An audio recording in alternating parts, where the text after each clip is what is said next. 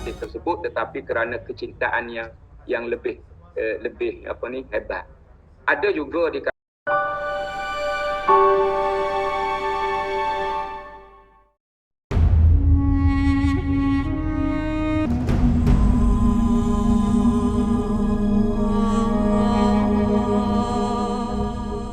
Alhamdulillahirabbil alamin. Wassalatu wassalamu ala asyrafil anbiya wal mursalin.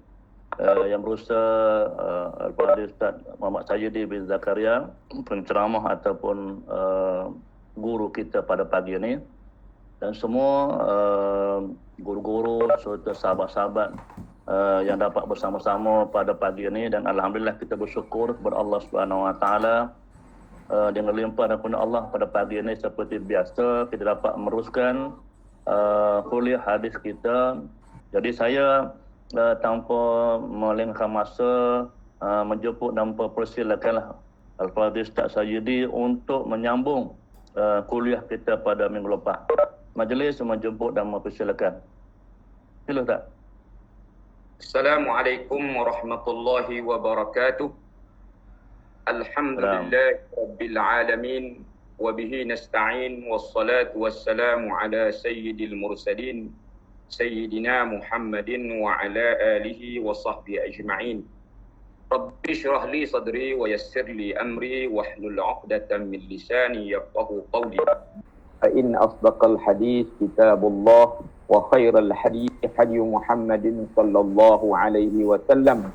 وشر الأمور محدثاتها وكل محدثة بدعة وكل بدعة ضلالة وكل ضلالة في النار أو كما قال صلى الله عليه وسلم. قال المصنف رحمه الله ونفعنا بعلومه في الدارين آمين يا رب العالمين. فصل في فضائل الأعمال. قال العلماء من المحدثين والفقهاء وغيرهم يجوز ويستحب العمل في الفضائل والترغيب والترهيب بالحديث الضعيف ما لم يكن موضوعا. Kita menyambung lagi perbincangan kita dalam kitab Al-Azkar An-Nawawiyah berkaitan dengan fadilat amalan. Berkaitan dengan fadilat amalan. Sebelum kita meneruskan perbincangan mengenai fadilat amalan, marilah sama-sama kita buat kesimpulan berkaitan dengan kata-kata para ulama dalam mentakrifkan berkaitan dengan ikhlas.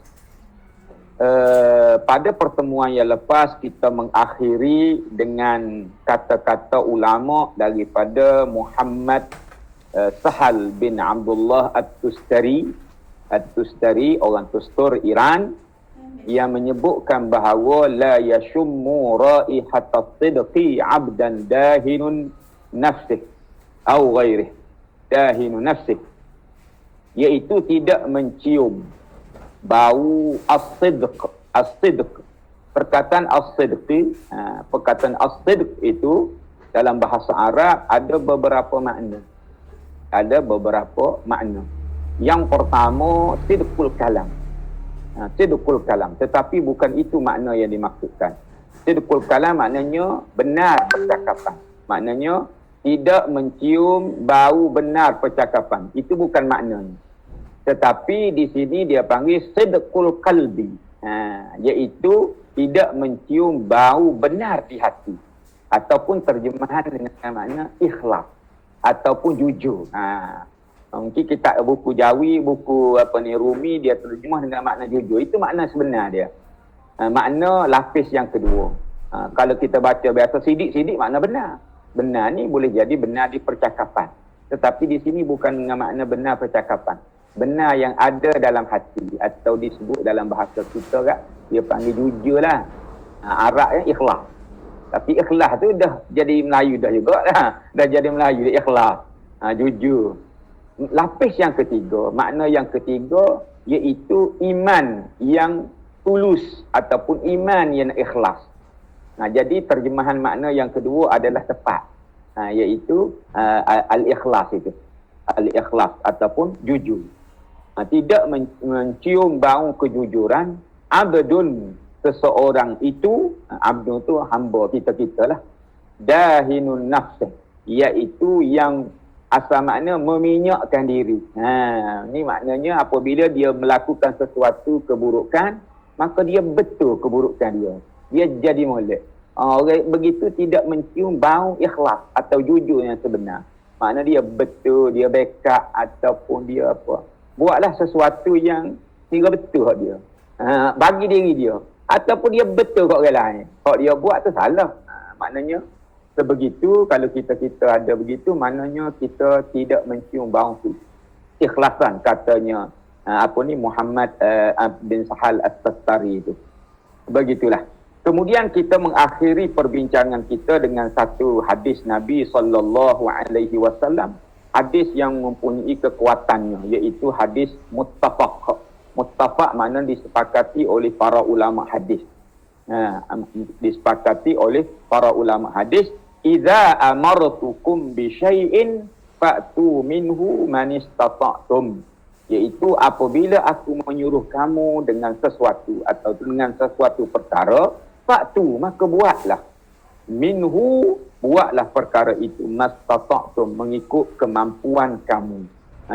Jadi sebelum ini kita kata Al-Imam Nawawi menyebutkan bahawa supaya kita apabila ada hadis kita jumpa, kita terbaca, kita mendengar, maka cubalah untuk kita berbuat perkara itu supaya kita termasuk walaupun sekali dalam kehidupan kita. Sekali ya kita buat. Tapi oleh kerana ini sunnah Nabi, maka buatlah. Supaya kita termasuk di kalangan ahlinya. Dan ahlinya maknanya orang yang membuat perkara itu. Jadi kita teruskan perbincangan pada hari ini berkaitan dengan fadailul a'mal. Fadilah amalan. Qala al-ulama minal muhaddithin wal fuqaha wa ghairihim minal muhaddithin wal fuqaha'i wa ghairihim. Dan berkata di kalangan para ulama, di kalangan al-muhaddithin wal fuqaha wa ghairihim, dan selain daripada mereka. Muhaddithin itu istilah yang digunakan oleh para ulama bagi muhaddis ni. Orang panggil muhaddis ni, kod Melayu kita terjemah dengan ahli hadis. Kalau fuqaha diterjemah dengan makna ahli fiqh, orang fiqh. Siapa dia mereka itu? Jadi istilah yang digunakan oleh ahlul ilmu kepada al-muhaddithin, katanya bagi ulama-ulama yang diistilah dengan i'tana. I'tana ni cakna ataupun orang yang mendalami dalam bidang hadis. Dalam bidang hadis banyak kalau para ulama, kalau kita buka buku-buku hadis, dia akan menyinaraikan nama-nama. Antara orang yang mula-mula mengupas tentang hadis Nabi SAW, mengkaji tentang sahihnya, dhaifnya, hasannya, iaitu guru kepada Al-Imam Al-Bukhari rahimahullah. Nama dia Ali Al-Madini. Ali Al-Madini dan seorang lagi Yahya bin Ma'in. Ali Al-Madini, Yahya dan Yahya bin Ma'in. Ini antara orang yang disebut sebagai orang panggil muhaddis. Dia lah. Kepala kepada muhaddisin. Manakala di kalangan fuqaha pula. Fuqaha ni ahli fiqh. Ahli fiqh ni maksudnya orang-orang yang istimbat, yang mengeluarkan hukum daripada hadis-hadis. Jadi kepala mereka, bukan kepala orang ni, makna ketua lah. Kalau kita sebut siapa dia fuqaha, al-a'immah al-arba'ah, iaitu imam-imam yang empat tu. Kalau sebut al-fuqaha, kepala dia wara'suhum, kepala mereka, makna ketua mereka, iaitu al-a'immah al-arba'ah, iaitu imam-imam yang empat, Abu Hanifah wa Malik wa Syafi'i wa Ahmad. Gitu. Kalau dia tanya kita siapa dia, kepala dia. Kalau imam hadis tadi, iaitu Ali Al-Madini, Yahya bin Ma'in, dan satu lagi Ibnu Muhdi. Ibnu Muhdi atau Mahdi. Dia tiga orang. Kita sebut dua tadi. Kalau sebut siapa itu fuqaha, kepala dia, iaitu Al-A'immah Al-Arba'ah, iaitu imam-imam yang empat itu. Kata mereka, yajuzu, dibolehkan, wa yustahabbu, digalakkan. Setengah penterjemuh dia akan tulis dengan makna disunatkan. Yustahabbu tu disunatkan, makna galakkan. Itu. Yajuzu maknanya dibolehkan. Al-amalu, beramal, fil fadailil a'mal, dalam perkara fadail. Fadail fadilat amalan. Buat gani boleh pahala, buat gani buat gani berdosa. Itu dia panggil sebaliknya lah. Kalau buat gini boleh pahala, itu dipanggil fadilat amalan. Dia bukan kait dengan halal haram. Dia tidak berkait dengan hukum akidah. Boleh beramal dalam fadilat amalan, wat taghrib wat tarhib, dan perkara-perkara yang menggalakkan, wat tarhib, perkara-perkara yang menakutkan. Menakutkan atau mengancam. Gapo dia sebenarnya? Ini kalau kita jumpa hadis-hadis yang menggalakkan kita buat sesuatu, itu panggil taghrib. Maknanya buat gini boleh al-sawab, boleh pahala. Taghrib makna menakutkan ataupun ancaman. Buat gini masuk dosa pula dah. Boleh dosa, masuk neraka, ataupun disebut sebagai iqab. Boleh kita beramal dengan bil hadis dhaif, dengan hadis dhaif.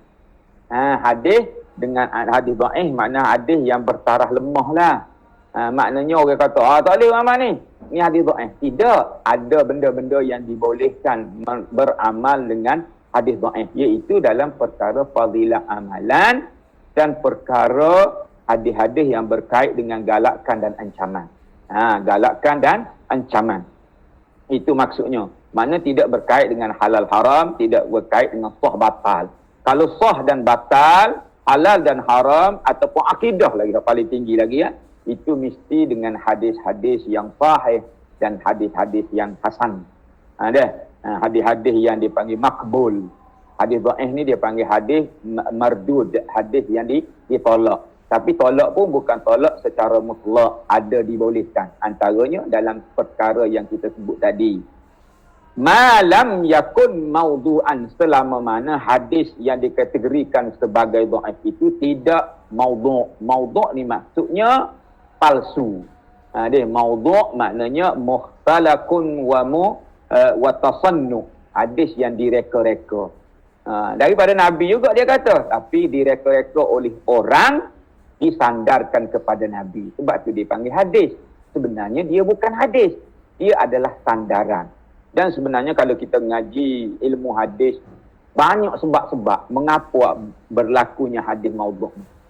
Ni kerana sifat manusia, kerana nafsu yang ada pada manusia. Kadang-kadang dia berniat baik, ada juga dia ada faktor-faktor lah, tapi kena belajar dalam faktor-faktor yang menyebabkan berlakunya wadhu' al-hadis, pemalsuan hadis. Ini kita adalah dalam bab dia lah. Pelajar-pelajar tingkatan 6 mengaji khusus ni. Dia ada satu bab dalam hadis tu, dalam bab penyelewengan dalam hadis. Bab yang ketujuh. Bab yang terakhir. Bab 7 dan bab terakhir. Pelajar tahun ni lah. Hak enggak semester 2 ni. Dia mengaji khusus dalam faktor-faktor yang menyebabkan hadis maudhu'. Kalau nak baca hadis maudhu', kadang-kadang perlu juga kita kena tahu. Ni buku ni antara yang terbaik lah. Hak mudah. Terbaik apa? Terbaik mudah ni. 40 hadis palsu popular.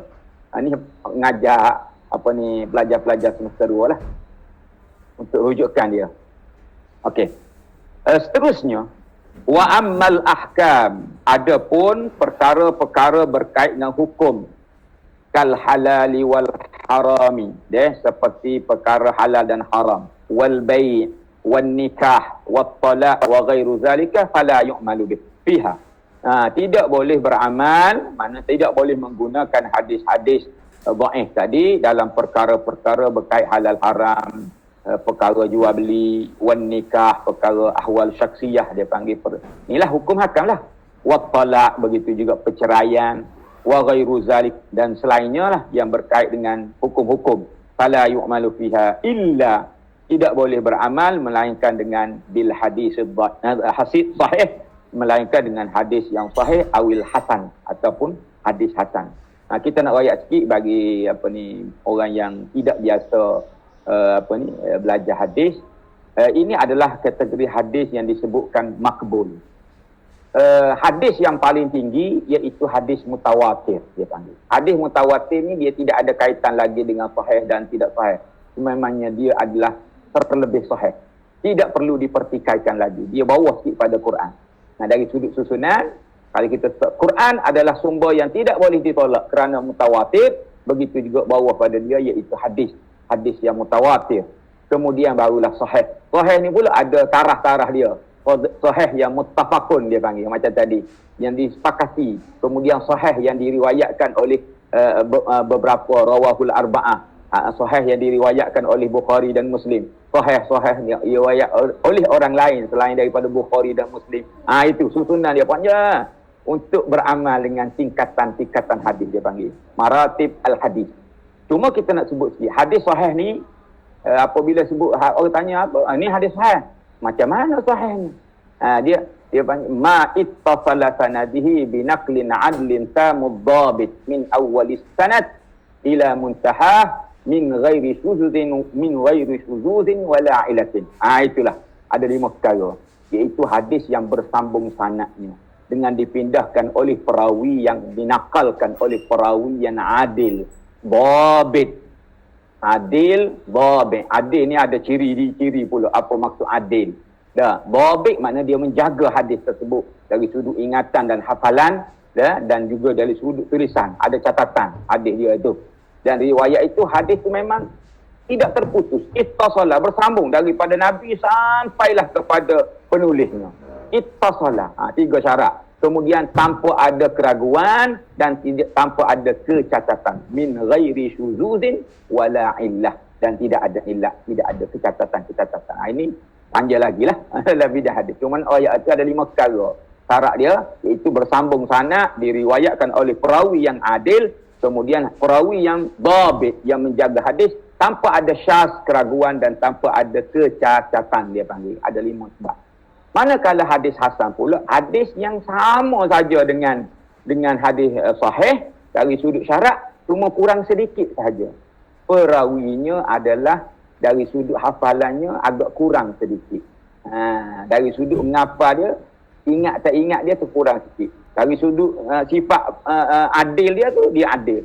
Cuma kurang. Qafa dhabtihi. Ulama adil kata. Kurang sikit dari sudut hafalannya. Kemudian hadis dhaif ni, hadis yang tak cukup syarat tadi. Mana-mana syarat. Mungkin hadis itu tidak bersambung sanad, putus sanad dia. Mungkin hadis itu perawinya tidak adil, maka dhaif juga. Jadi kurang daripada 5 syarat tadi, maka hadis itu adalah hadis dhaif dia panggil. Dia kategori hadis yang mardud, hadis yang ditolak, tetapi ditolak tidak secara mutlak. Maka ada perkara-perkara yang boleh beramal dengan hadis dhaif. Jadi yang kita tolak, orang kata, dhaif tu hadis tu. Kita tolak tu. Tengok dulu perkara apa. Perkara apa. Sebab tadi dalam fadilah amalan itu dibolehkan selama mana dia tidak palsu. Okey. Seterusnya. Illa bil hadis as-sahih awil hasan. Bil hadis as-sahih awil hasan. Dengan hadis sahih atau hasan. Kama idza warada fi hadis dhaif bi karahatin. Sekiranya terdapat hadis dhaif dalam perkara-perkara yang orang panggil makruh.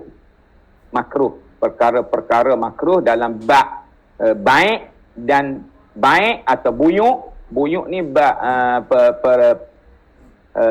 beli, jual beli.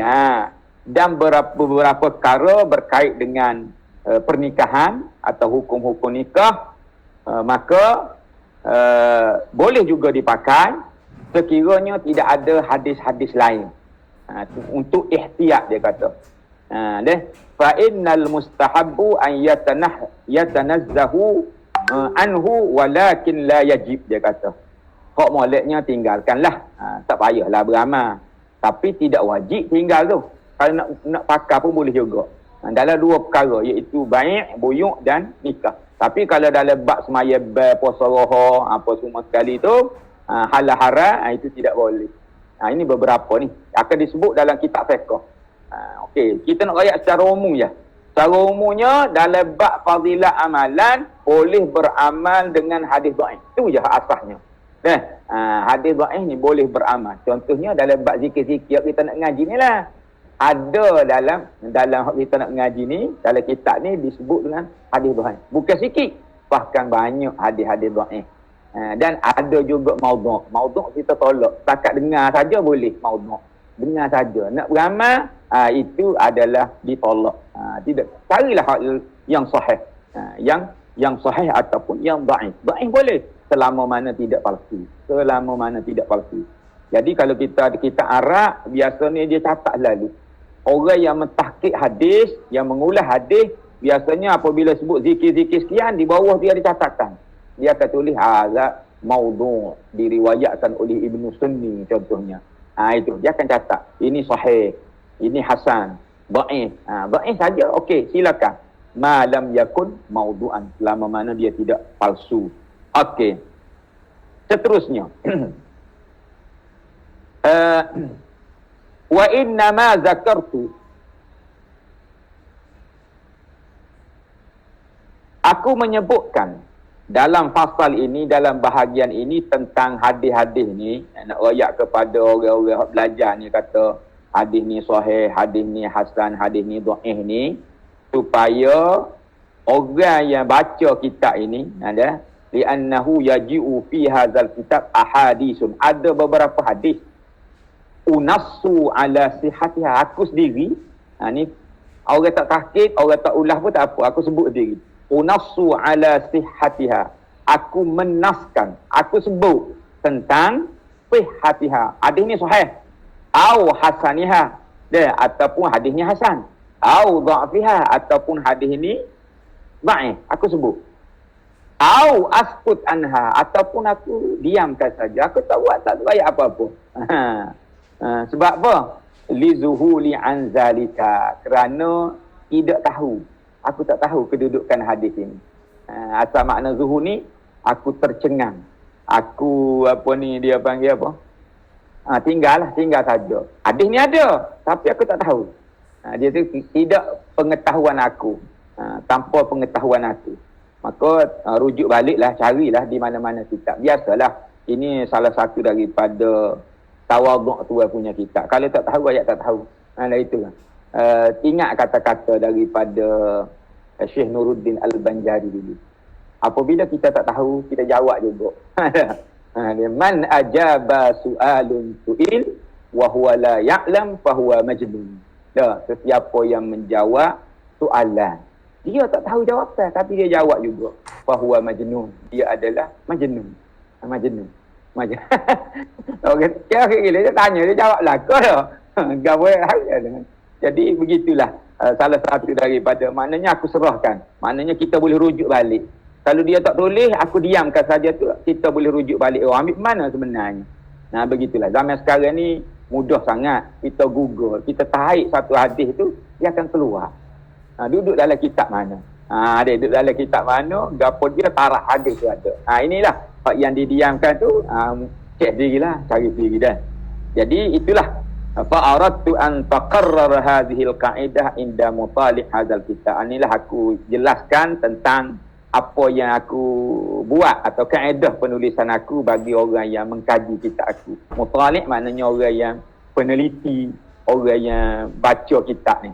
Gitu aku royak kaedahnya. Ada aku bagi hukum kepada hadis dengan sahihnya hadis itu, ada hasannya hadis itu, ada dhaifnya hadis, tapi ada yang aku diamkan. Faslun fi istihbabil julus fi hilaqiz zikri. Satu pasal tentang sunat ataupun digalakkan berada dalam hilaquz zikri, dalam majlis zikir. Innahu kama yustahabbuz zikr, yustahabbul julus fi hilaqiz ahli. Wa qad tazaharatil adillah ala zalika. Sebagaimana disunatkan atau digalakkan berzikir, yustahabbu digalakkan juga berada dalam majlis ataupun orang panggil hilaqah, asal maknanya lingkungan. Lingkungan ni makna orang duk kumpul lah. Orang kumpul ahli zikri. Banyak dalil-dalil berkaitan dengan galakkan tersebut. Dan insya-Allah dia kata akan aku letakkan pada tempatnya nanti. Wa yakfi, dan cukuplah dengan satu hadis Ibnu Umar sebagai sandaran bahawa galakkan berada dalam majlis zikir. Apa itu majlis zikir? Qala Rasulullah sallallahu alaihi wasallam, idza marartum bi riyadil jannah farta'u. Qalu wa ma riyadul jannati ya Rasulullah? Qala hilakuz zikri, fa inna lillahi ta'ala sayyaratin minal malaikah yatlubuna hilakuz zikr, yatlubuna hilakuz zikri, fa idza atau alaihim hafu bihim. Satu hadis sandaran, maknanya menjadi dalil kepada kita bahawa satu yang digalakkan kita berada dalam majlis zikir. Majlis zikir. Idza marartum, kata Nabi SAW, apabila kamu melalui bi riyadil jannah, taman-taman syurga, farta'u, maka gembalalah, ataupun farta'u maknanya ragutlah. Ni bukan bahasa ragut ni macam rupuk nak pula dah. Tapi sesuailah dengan perkataan riyadil jannah. Nabi memperumpamakan majlis zikir itu seperti riyadil jannah, iaitu kebun-kebun syurga, makna tempat yang baik. Maka duduklah kamu, ragutlah kamu, makanlah kamu, gembalalah kamu. Qalu, maka mereka bertanya, sebab ayat itu ayat bukan ayat biasa. Kalau Nabi kata duduklah dalam majlis ilmu, okey, kita boleh faham. Tetapi riyadil jannah ni, taman-taman syurga ni, bahasa ini tidak dipahami oleh sahabat-sahabat Nabi. Terkejutlah dia. Wa ma riyadul jannah, apa itu taman syurga ya Rasulullah? Qala, maka berkata Nabi, hilakuz zikri, iaitu halaqah zikir ataupun majlis zikir. Kita belum lagi menyebutkan apa itu majlis zikir, itu apa dia sebenarnya. Nanti akan ada penjelasannya selepas ini. Fa inna lillahi ta'ala, sesungguhnya bagi Allah Ta'ala sayyarat minal malaikah. Jadi kalau kita orang tak berapa biasa bahasa Arab, raja dengan apa kata sayyarah, kereta malaikat. Sayyarat ni maknanya, asal maknanya meluncur. Yang berjalan-jalan atau pergi mari, berlegar-legar. Itu istilah makna sayyarat. Kereta malaikat. Buh kereta sport ada apa-apa. Maknanya pergi mari. Malaikat ni cung. Ni pasti istilah mula Tok Guru sebut dia, perkataan malaikat ni cung. Dia pasti dia jalan lagu tu. Cung. Maknanya laju. Itu lah. Malaikat. Yatlubuna, sentiasa mereka itu mencari-cari. Hilakuz zikri, maknanya perhimpunan zikir ataupun halaqah zikir, tempat-tempat zikir. Faiza atau, apabila mereka itu datang kepada mereka, hafu bihim, mereka mengelilingi. Jadi banyak malaikat. Besar cara dia. Dia adalah jismun latif, satu jisim yang halus, maka tidak serupa kita. Kalau besar dia duduk dengan body dia, tak pada kita lain ni. Jadi dia cara lain. Kita tak boleh bercakap tentang alam dia. Ni benda-benda malaikat ni, berkait malaikat ni, belajar penggal satu usuluddin. Belajar penggal satu tauhid, ilmu tauhid. Iaitu perkara-perkara gaib, kita tidak boleh ijtihad. Kita cukup dengan apa yang dikatakan oleh Nabi. Kata apa yang disebut oleh Nabi, sebagaimana disebut oleh saudara Amin pada itu. Benda-benda gaib itu kita tidak boleh tafsir dengan kita sendiri. Mesti melalui dalil daripada Al-Quran ataupun hadis. Dan sahabat pun dia tidak bercakap. Sebab tu Ustaz sebut pada malam tu juga, sebut apabila sahaja balik sahabat bercakap tentang alam gaib, maka ulama hadis akan mengatakan itu adalah hadis mauquf, tetapi hukumnya adalah marfu'. Hukumnya Nabi juga yang kata sebenarnya, cuma sahabat tidak sebut daripada Nabi. Itu dia. Mauquf lahu hukmul marfu', dia panggil. Jadi apa maksud malaikat mari ni dalam mencari-cari ni? Ini adalah kita ambil daripada satu hadis yang kita pernah baca sebelum ni. Hadisnya sangat panjang, iaitu berkaitan dengan hilakuz zikri ni. Walaupun akan disebutkan selepas ni, hilakuz zikri ni katanya majalisuz zikri, majlis ilmu termasuk. Supaya kita ni insya-Allah dilingkungi oleh para malaikat. Walaupun kita tidak hilafkah lah, duduk mana tak tahu buat kita ni. Tidak duduk dalam kumpulan. Tapi mudah-mudahan sebab dia majlis ni. Seolah-olah kita duduk dalam satu geruk kan. Kira duduk melingkung dalam geruk ni lah kita. Jadi mudah-mudahan juga jangan kata-kata apa ni alam malaikat duduk mana rata-rata tu. Hak ni duduk pasal tomboh, hak ni duduk ni. Kalau cepor ni tak ada masalah. Itu serah malaikat lah. Dia pandai lah. Mudah-mudahan kita berharap gitu. Moga kita tidak duduk topok. Hilakah zikri tu nak ayat duduk topok. Apa kata bahasa kita Kelantan dah. Duduk topok. Duduk nuntut ilmu. Kita ni duduk stokor dalam telefon lah. Dalam laptop, dalam apa gitu. Wallahualam. Itu serah dia. Tak usah duduk fikir lah. Tak ada kerja kita nak fikir lagu mana. Malaikat bengong lah dia. Jangan. Kita padang dengan hak. Itu saja. Sebab apa? Wa annal malaikah dalam satu hadis. Panjang hadis tapi kita ambil poin dia. Wa annal malaikah la tadau ajnihataha ridan bima yasna li talibil ilm ridan bima yasna. Begitu hadis ni.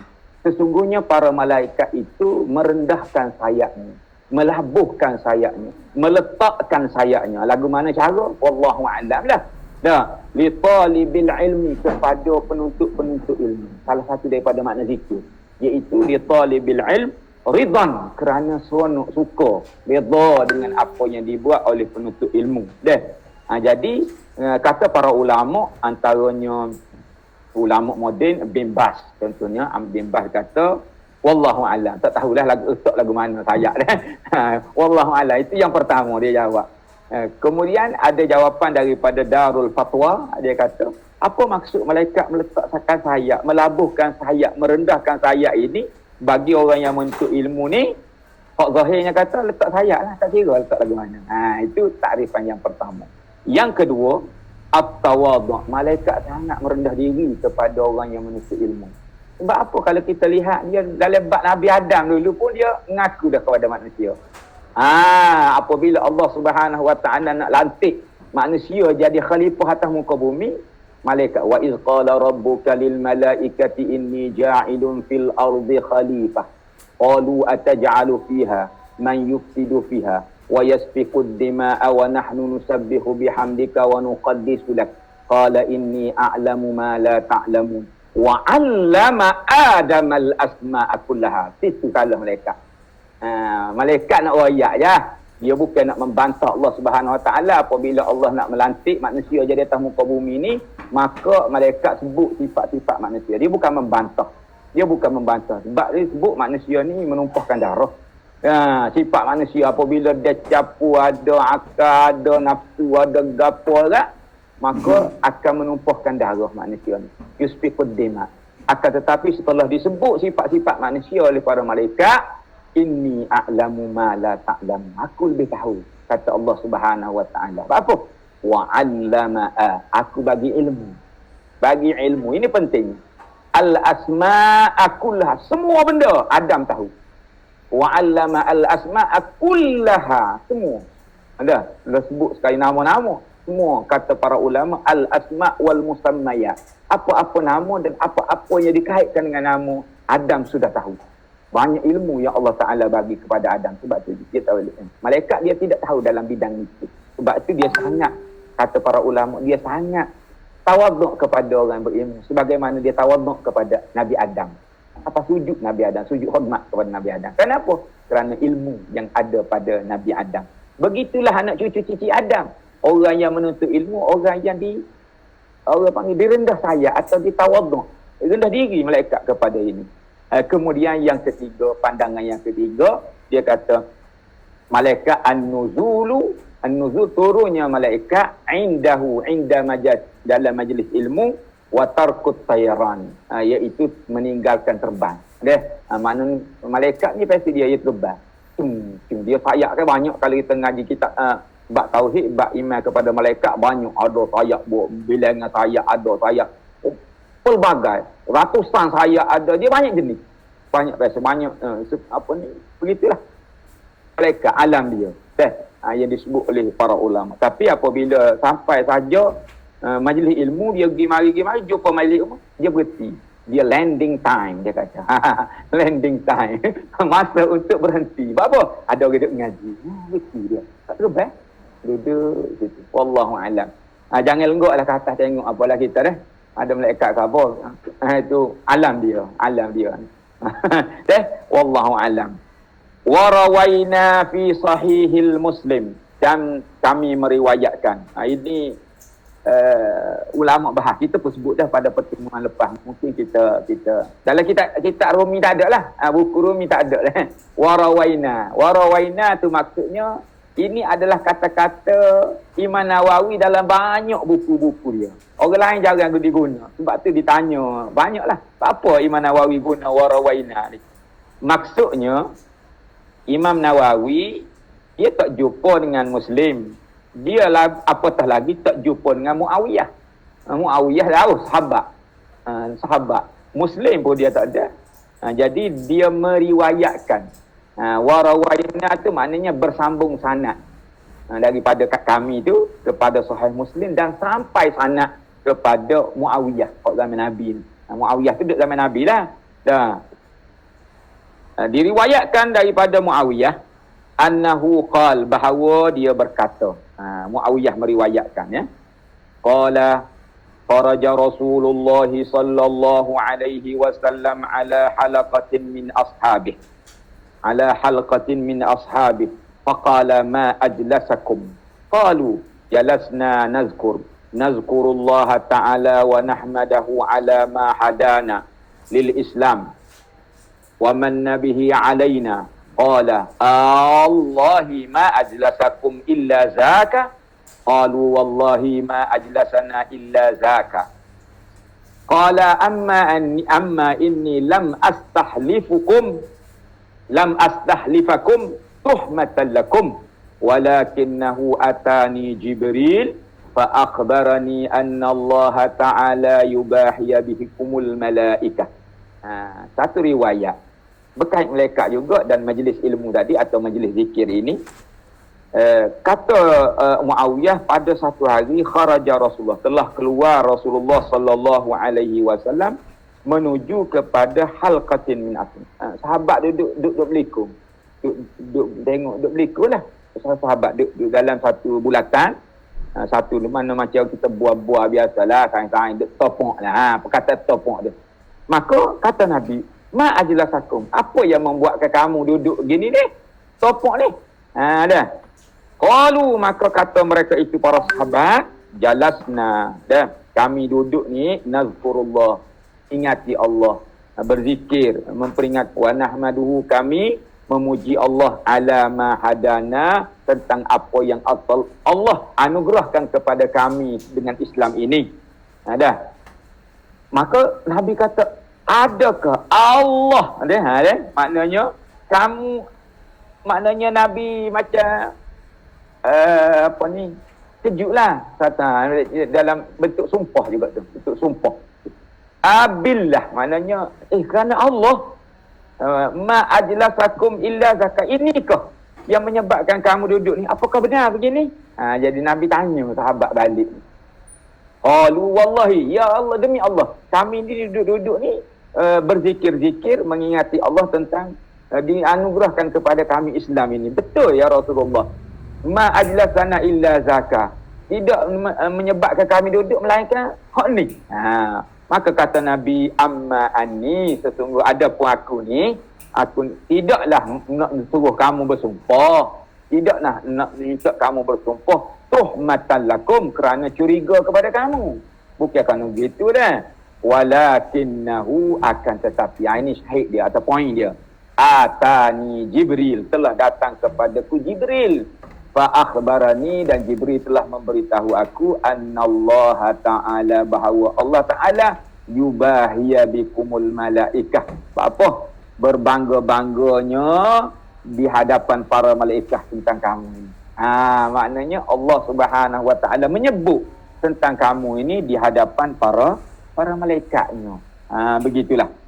Warawaina, dan meriwayat dalam Sahih Muslim juga, an Abi Sa'idin al-Khudri, seorang sahabat Nabi sallallahu alaihi wasallam, wa Abi Hurairah, radhiyallahu anhuma annahuma syahida, bahawa mereka berdua menyaksikan bahawa Rasulullah sallallahu alaihi wasallam annahu qala, Nabi bersabda, la yaq'udu qaumun, la yaq'udu, tidak duduk, qaumun yazkuruna Allah, tidak duduk satu kumpulan, satu kelompok, yazkuruna Allah, mengingati Allah, menyebut-nyebut tentang Allah, illa, melainkan.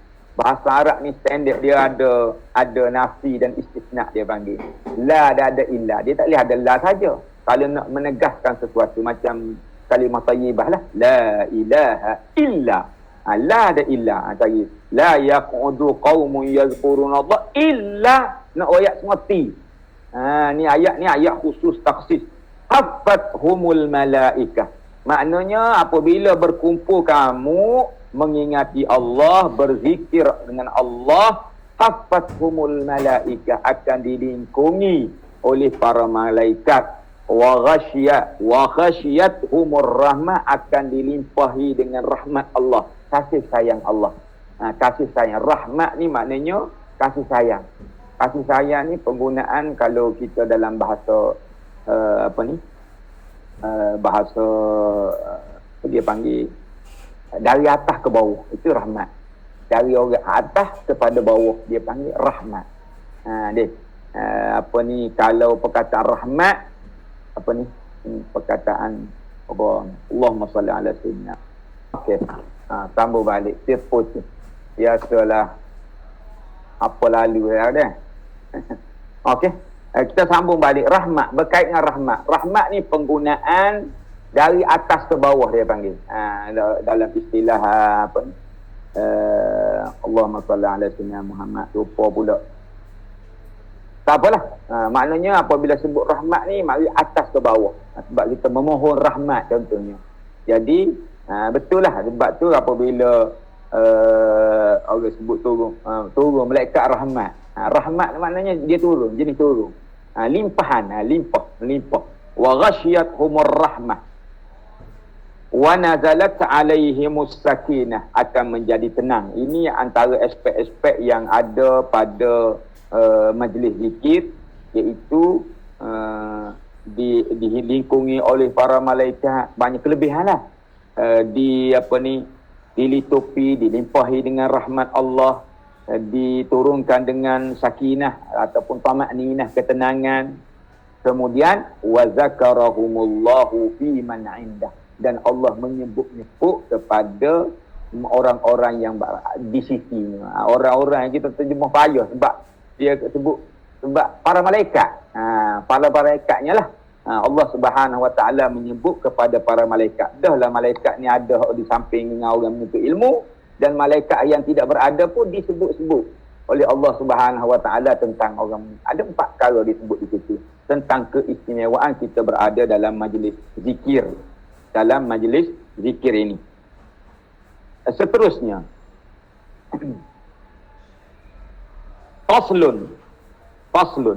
Az-zikru yakunu bil qalbi. Zikir-zikir itu yakunu bil qalbi, adalah ia bil qalbi dengan hati. Wa yakunu bil lisan, terkadang dengan lidah. Boleh jadi dengan hati, boleh jadi dengan lidah. Dua. Kalau kita kata zikir dengan hati, disebut dengan makna ingat. Kalau kita kata zikir itu bil lisan, kita maknanya sebut. Itulah sebab kata makna dua zikir ni. Zikir ada 2 makna. Satu, kalau kita kata bil qalbi, dia kata maknanya ingat, mengingati Allah. Mengingati Allah. Kalau kita kata bil lisan, maknanya menyebut. Dua-dua makna adalah makna yang menempati kepada makna zikir. Az-zikru. Zikir itu satu, ingat. Satu lagi makna sebut. Wal afdalu minhu ma kana bil qalbi wal lisan. Paling afdal dua-dua. Di hati dan di lidah. Kita sebut dah pada pertemuan yang sebelum ini. Di sini ada dalam hati, ada di lidah. Kalau afdalnya dua-dua. Mana apabila kita sebut Allah, subhanallah, alhamdulillah, dalam hati pun mengingat. Ada. Sebab kalau kadang-kadang nanti dia pakai jelaskan lagi. Kita baca dulu. Fa ini qatasara ala ahadihima, fal qalbu afdal. Kalau cukup untuk satu saja antara dua tu, maka hati lebih baik, hati lebih afdal. Kenapa? Hati mengingat tak apa, mulut tak sebut pun tak apa, hati ingat. Itu lebih afdal. Kalau dua-dua tu memang sangat afdal lah.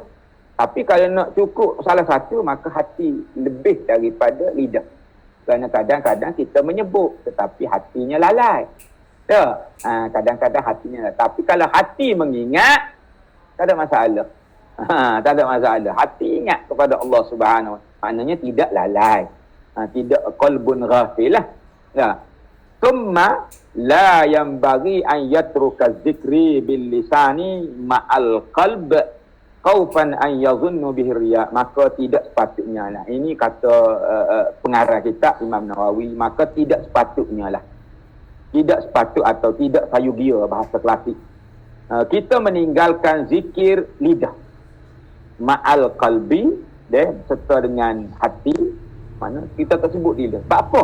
Khaufan an yazunna bihi ar-riya. Kerana takut orang kata riak pula. Tak payah. Tak payah orang panggil. Jangan kita tinggal. Tidak sepatutnya. Zikirlah. Orang nak kata gapo kau, kita dengan orang kau, perasaan kita dengan zikirlah, berzikir. Betul? Bal yazkuru bihima jami'an wa yuqsidu bihi wajh Allah.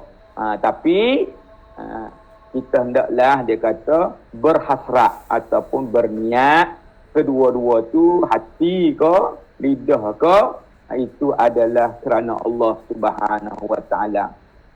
Nafsu memang dia mari semua, dia pasti dia dah. Semua dah.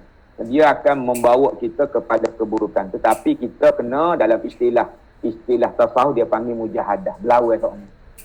Jangan kita meninggalkan sesuatu yang baik kerana bimbang tertakut perkara yang buruk berlaku, iaitu sifat hati, iaitu riak atau sam'ah atau. Buat dulu dia panggil. Tapi kita kena, orang panggil, ada benteng semua. Kena berlawan semua.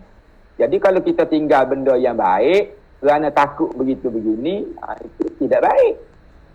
Kerana bagi, kalau kita kata Fudail bin Iyad, contohnya, dia bayang, wa qad qadimna 'anil Fudail, yang kami persembahkan daripada Fudail bin Iyad rahimahullah.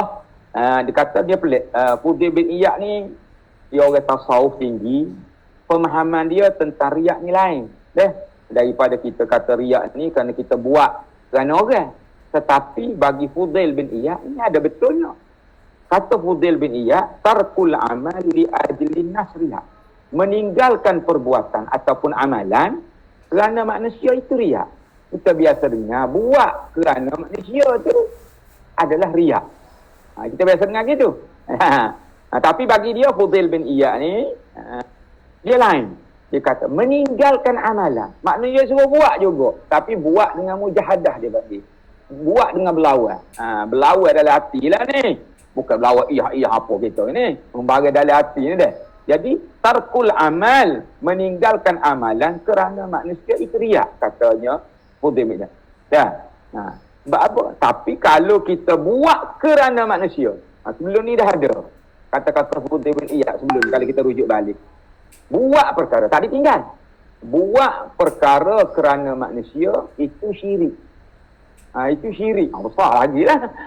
Wah, jadi sebenarnya kita biasanya buat kerana manusia, itu riak.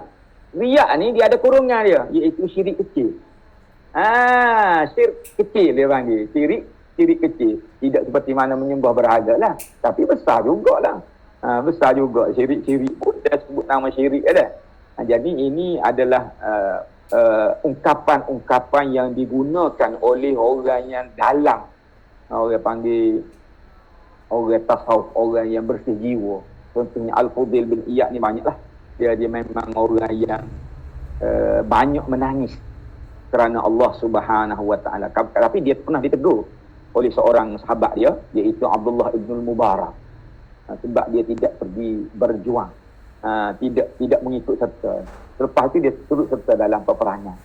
Sebab katanya Abdullah ibn Mubarak dalam cerita, dia kata debu-debu yang ada di kuda aku adalah lebih baik daripada air mata yang ada kamu duduk di atas ikat mayang. Itu kata. Jadi teguran itu dia kejut juga. Maknanya kena imbang di antara mujahadat nafsi dengan mujahid dalam perjuangan. Itu ditegur oleh Abdullah ibn Mubarak. Jadi sama-sama tegur ni bagus sebenarnya. Orang tegur kita ni bagus. Sangat bagus ni. Sangat bagus untuk orang panggil apa ni? Betul diri kita lah. Orang menegur kita. Sikit lagi kita sambung. Sikit lagi dah. Walau fatahal insan ala babil mulahazatin nas wal ihtirazi min tafarruqi zununihim batilah lan sadda alaihi akthar abwab al khair. Kalau sekiranya kita tak buat tadi semata-mata kerana takut orang perhatian orang, maka kita telah menutup jalan-jalan kebaikan. Maknanya tak berzikir lah kita. Zikir hak lisan. Zikir hati tak hati lah. Sebabkan dua-dua tu afdal. Apabila dikumpulkan antara dua-dua tu adalah afdal. Tapi kita tak buat. Apa takut orang kata? Takut orang kata ataupun mari hati kita, perasaan kita riak atau lagu mana? Rugi kita kerana kita telah menutup abwabul khair. Dia berlainan doa, zikir dengan doa lain. Doa memang kena nyaring kan? Apa ni? Bukan nyaring lah, apa ni? Tubik suara ataupun mari daripada mulut. Itu doa. Zikir dia boleh dalam hati. Doa tak boleh dalam hati. Doa tu senyap. Bunyi senyap. Doa dia kena bunyi. Ada permintaan, itu doa. Dia beza dengan zikir. Dia lain di antara itu. Jadi kalau kita tidak menyebut dengan zikir itu dengan mulut, maka kita telah kurang dah lah dalam dari satu sudut apa ni orang panggil kepentingan dalam agama, iaitu zikir lisan, zikir lidah. Nak main latih belaka, dia kena ada di lidah itu. Itu walaisa haza tariqul arifin, ini bukanlah satu daripada cara orang yang arifin ni, orang yang mengenali Allah Subhanahu wa taala. Orang arif dia dua-dua. Zikir dalam hati ada, zikir dalam lisan pun ada. Digabung dua-dua tu adalah lebih terbaik.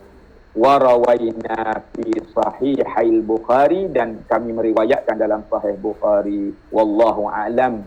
Aqulu qawli hadza wa astaghfirullahal azim li wa lakum. Wassalamu alaikum warahmatullahi wabarakatuh. Assalamualaikum warahmatullahi wabarakatuh. Okey, alhamdulillah.